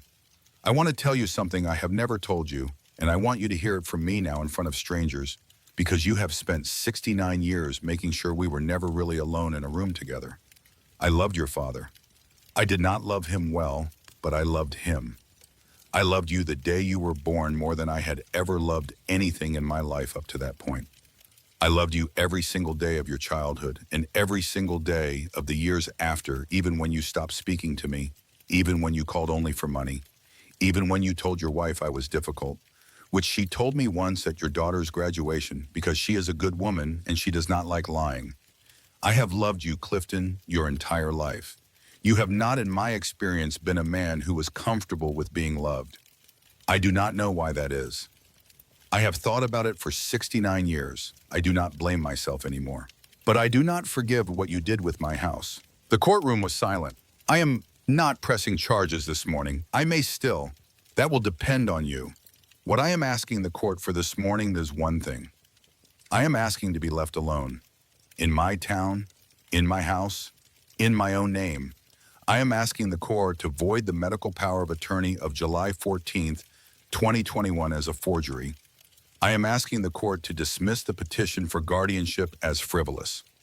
I am asking the court to acknowledge on the record that Opal Merriweather, age 96, is competent, lucid, and capable of running her own life, which I have been doing, Your Honor, since March 14th, 1929. She sat down.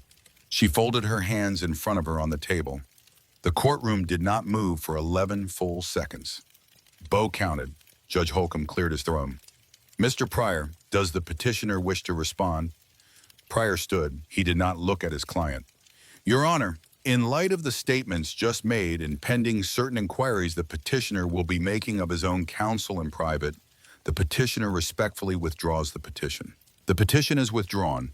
Let the record reflect that the medical power of attorney dated July 14th, 2021, submitted in support of said petition, is voided on its face by admission of forgery presented by the respondent with documentary evidence to be entered into the record by separate filing within 72 hours. I am further directing the clerk to transmit the record of this hearing together with all exhibits to the Elder Financial Abuse Unit of the South Dakota Attorney General's Office for such further proceedings as they may deem appropriate. Miss Merriweather. Opal looked up. Welcome back, ma'am. She inclined her head. Thank you, Raymond. Judge Holcomb's mouth moved just slightly at one corner. This hearing is adjourned.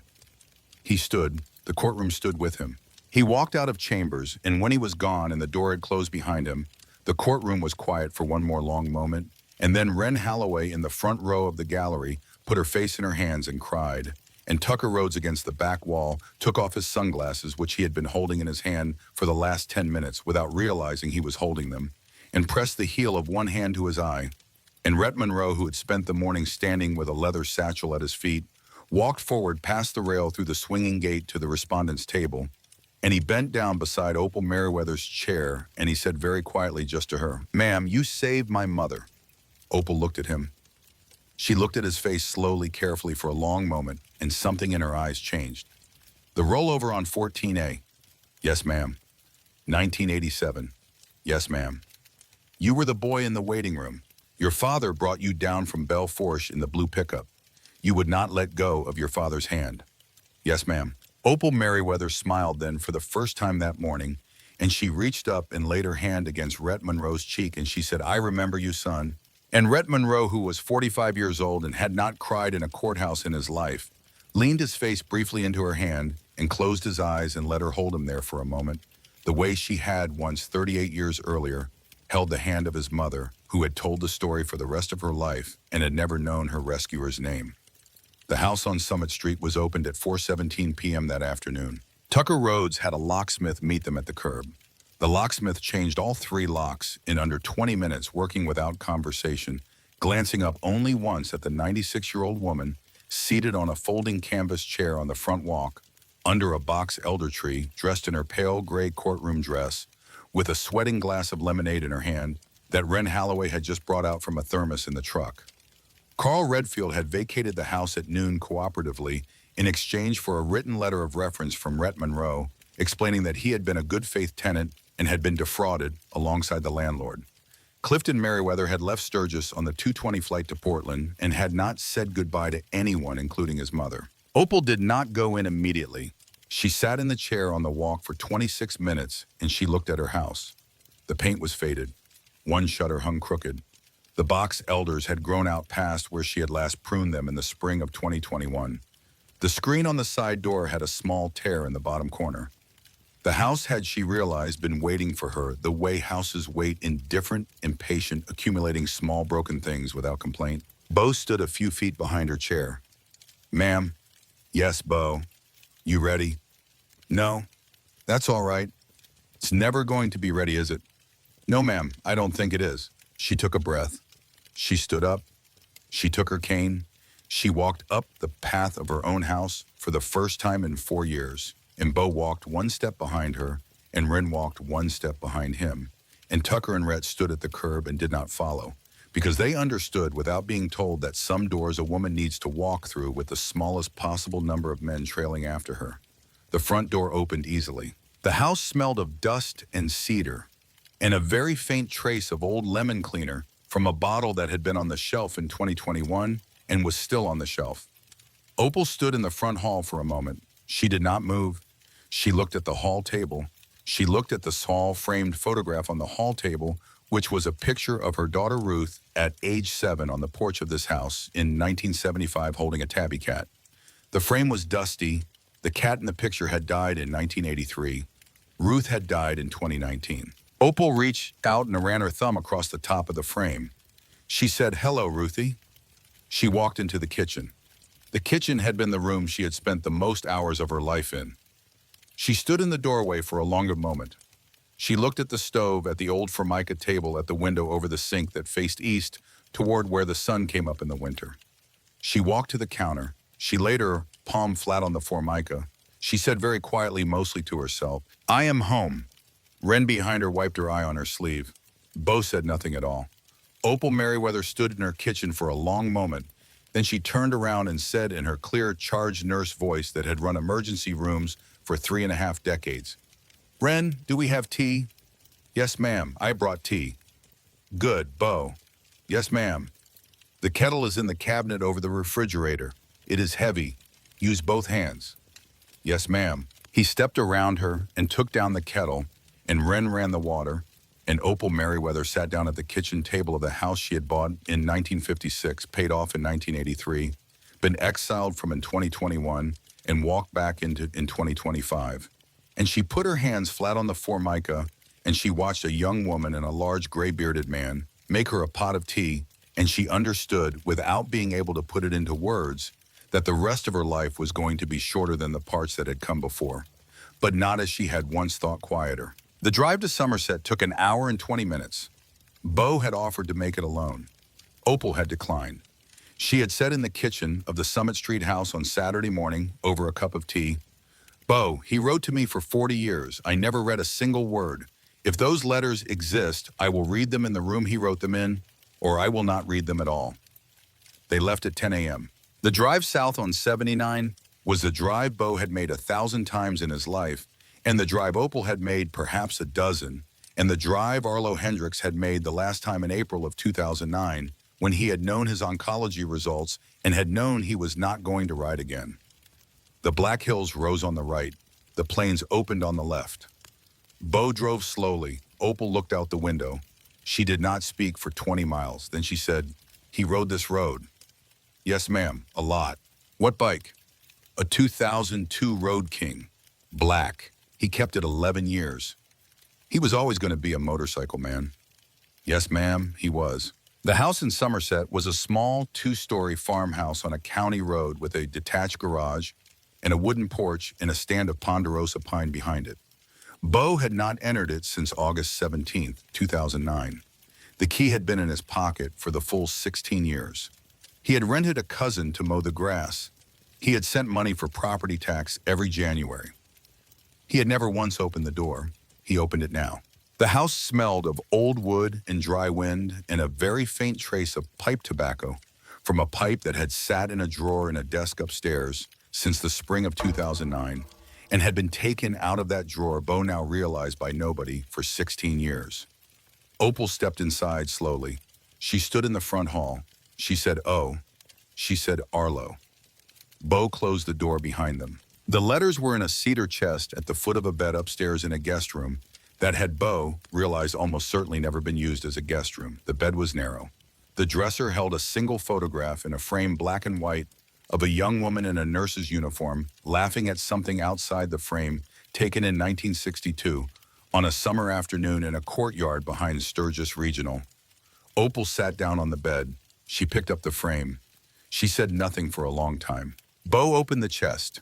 The letters were stacked in bundles of 10 or 12, tied with twine arranged by year. The earliest bundle was dated 1962. The latest was dated 2009. The stamps were never canceled. The envelopes were addressed in Arlo's neat, slanted hand to Miss Opal Merriweather, General Delivery, Sturgis, South Dakota. None of them had ever been sent. Bo set the first bundle on the bed beside her. She looked at it. "He wrote them. He never mailed them." "No, ma'am." "Why?" Bo sat down on the edge of the bed. He picked up the very first envelope. It was dated September 12th, 1962. 12 days after Arlo had left Sturgis. He turned it over in his hands. He opened it slowly with the care of a man opening something that had been waiting for him for a long time. He unfolded the letter. He read it silently. Opal watched him. When he was done, he handed it to her without speaking. She read it. Her hand trembled slightly once and then steadied. She set it down. She picked up the next one. She read that one. She did this for 42 minutes in the quiet guest room of a farmhouse in Somerset, South Dakota, on a Saturday morning in August of 2025. And Bo Hendricks sat beside her the whole time and did not speak and did not move. And when she was done with the last of the letters from 1962, she set them down in her lap and she closed her eyes and she said, "He kept his promise." "Yes, ma'am." "I asked him not to come back. He did not come back. He wrote every month for 47 years, and he never mailed one of them because I had asked him to leave me alone, and he did." "Ma'am." "Bo." Yes, ma'am. The money. Ma'am, where did your father's money go, Bo, in all those years? He was a working man. He was not a rich man, but he made good money for a long time. Your mother told my friend once that he was a saver. Where did the money go? Bo reached into the chest. At the bottom under the last bundle was a manila envelope. He had seen it in 2009 when he had first handled his father's estate, and he had not opened it. He opened it now. Inside were 40 years of check registers from a second checking account his father had opened in 1969, 7 years after a summer in Sturgis that he had never spoken about to his wife, and 8 years before Bo himself would be born. The first entry in the register was dated October of 1969.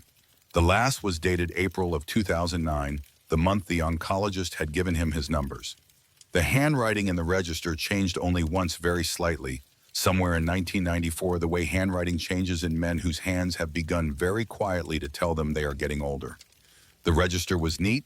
The payees were all the same month after month, year after year, in the same slanted hand that had written the letters upstairs. Sturgis Women's Shelter. Every month for 40 consecutive years, Arlo Hendricks had sent a check to a shelter in a town where a woman he had loved for one summer in 1962 had spent every Wednesday evening from the autumn of 1969 through her retirement in 1997, volunteering as the on-call nurse for women and children who had nowhere else to go. The amount had started at $25 a month in October of 1969, the month Opal Merriweather's husband had left her. It had risen over the decades to $200 a month by the end. He had never missed a month. He had never told his wife. He had never told Bo. He had never signed a single check with his full name. The signature line on every check for 40 years read only, "A friend." Opal looked at the register. She turned one page. She turned another. She ran her thin fingers down a column of numbers that represented 40 years of a man's working life, quietly redirected month after month into a shelter she had helped build with her own hours and her own hands for women who had been walked past. She said, "Oh, Arlo." She put her hand over her mouth. She said very quietly, as if he could hear her, which sitting in that small guest room in Somerset on a Saturday morning in August of 2025, Bo thought perhaps he somehow could. "You beautiful man. You absolute beautiful stubborn man. I told you to leave me alone. You did. You sent every month for 40 years to the only part of me you could reach without disobeying me. You found a way. You found a way, Arlo." She closed the register. She held it against her chest. She did not let Bo take it back. She cried then for the first time all day, and Bo Hendricks, who had he now understood been carrying his father's life on his back for 16 years, without ever having quite understood what was in the pack, set down the register and put his arm carefully around the shoulders of a 96-year-old woman in a gray cardigan on the edge of a narrow bed in a guest room in Somerset, South Dakota, and he held her while she cried, and he said in a voice he had not heard from himself in a very long time, "Ma'am, he heard you. He heard you and he stayed away. But he sent. He never stopped sending." Opal Merriweather sat up eventually and wiped her face with the back of her thin hand, and she looked at Bo and she said, "Your father asked you to find me." "Yes, ma'am." "You said no." "Yes, ma'am." "And then 16 years later, you stopped in the middle of Main Street with 800 men behind you because you saw an old woman on the ground.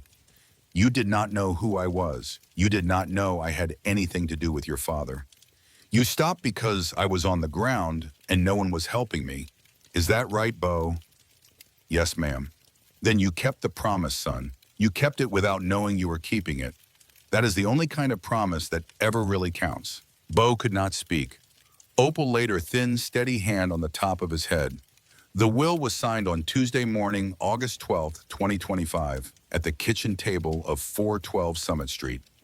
Opal Merriweather's attorney, a woman named Helen Bartlett, who had practiced in Sturgis for 31 years and who had gone to high school with Ruth, drew it up on Monday afternoon. The terms were simple. The house at 412 Summit Street, together with a small associated trust to cover property tax and maintenance, was to pass on Opal Merriweather's death to one Ren Halloway of Sturgis, South Dakota. The condition was also simple. The ground floor of the house was to be operated for a minimum of 10 years as a small community bakery. It was to be open Thursdays. On Thursdays, any person who came in alone would be given at no charge a pastry and a cup of coffee, and a seat at a table for as long as they wished to sit there. The bakery was to be called Opal's Thursday. The recipes were to include an almond pastry, and the almond pastries were never to sell out before noon ever for any reason. Wren Holloway read the document standing up in the kitchen. She sat down halfway through. When she got to the end, she looked at Opal. She said, "Miss Opal, I can't." Opal said, "Child, you already have." Clifton Merriweather was present. He sat at the kitchen table. His hands were folded. He did not look at his mother. He had come back to Sturgis on Monday on his own at Opal's written request without his lawyer, and he had done so because the alternative his mother had offered him in the letter was, in her own words, the other kind of alternative, Clifton, and neither of us wants that. Opal was not pressing charges. Her written conditions had been specific. Clifton would return every dollar of the rental income, with interest calculated at 3% per annum, to a trust for the upkeep of Opal's Thursday. Clifton would sign an acknowledgement that the medical power of attorney of July 2021 had been a forgery procured by him.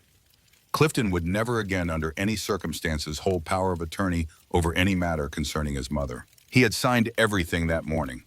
When the will had been signed and witnessed and notarized, and Helen had departed and Wren had gone out to the porch to sit by herself in the early afternoon sun because she was not quite ready to be in the same room as her own life, Opal looked across the kitchen table at her son and said quietly, "Clifton."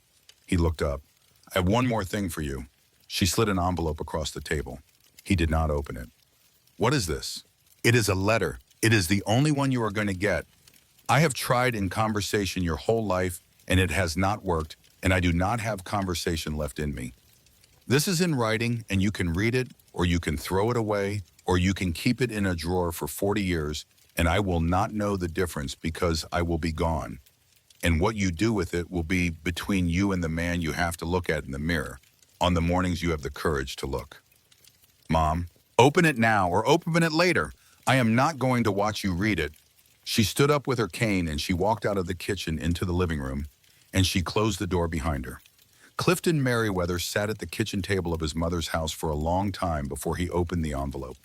The letter was 3 sentences long. "Clifton, I forgive you. I do not forget, and these two things are not the same, and I am leaving you a son's most important inheritance, which is the knowledge that these two things are not the same. Your mother." He did not come out of the kitchen for 40 minutes. When he did not look at his mother. He did not speak. He walked to the front door. He stopped with his hand on the doorknob.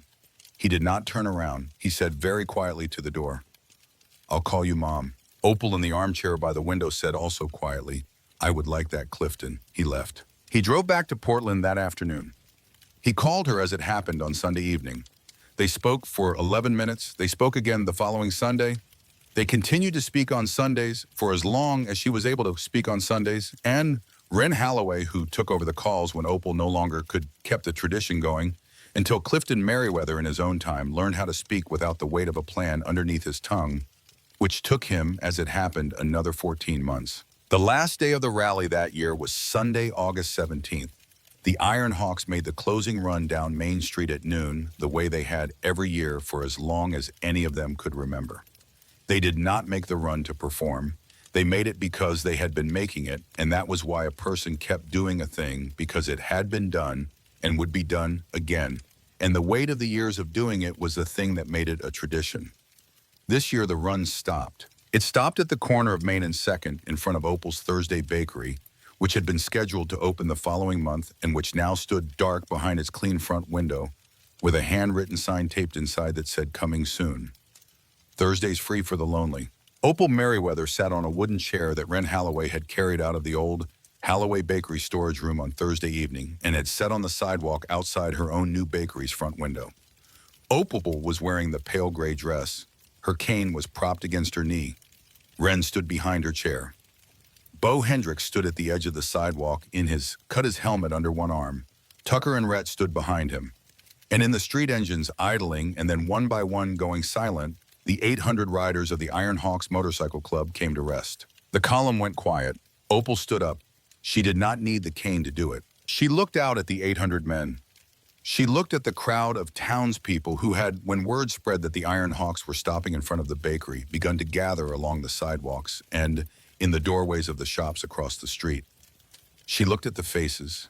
She looked at a woman near the front of the crowd in a yellow sundress, with her hand pressed to her mouth, who Opal had never seen before, who she did not recognize, but who would, as it happened, walk into Opal's Thursday, 5 months and 11 days later, on a cold Thursday afternoon, in February alone, and sit at a small table by the window and eat an almond pastry, and to Wren Holloway across the counter of the bakery, say the first honest sentence she had spoken in 8 months, which was, "I walked past her. I was the one in the yellow dress. I saw her on the ground, and I did nothing, and I came today to say so." But that was 5 months away. On this afternoon, Opal Merriweather stood in front of her bakery in the pale gray dress, and she looked out at the riders, and she said without a microphone in the clear-charged nurse voice that had once run an emergency room through a flood, through a tornado, through 45 consecutive Augusts, "You did not save me." 800 engines were already silent. The silence went deeper.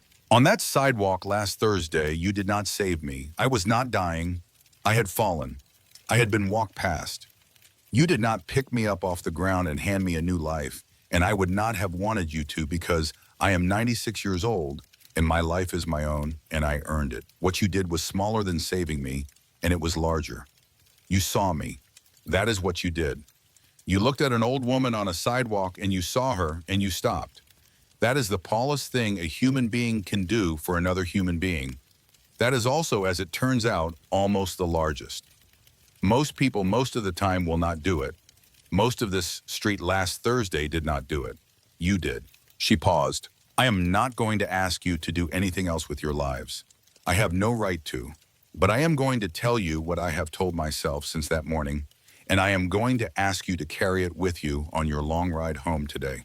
There are old women and old men on sidewalks all over this country right now, in towns you have never heard of, pressing their hands flat against pavement and apologizing to no one for taking up space. They are not dying, they are not dramatic, they are not going viral. They are being walked past. When you ride out of Sturgis today at some point this afternoon or tomorrow, or the day after, you are going to pass one of them. I am asking you to look." She paused again. "That is all. Look. That is the manifesto. Look." She sat down. The silence held for a long time. Bo Hendricks, standing on the sidewalk a few feet from her chair, did not move.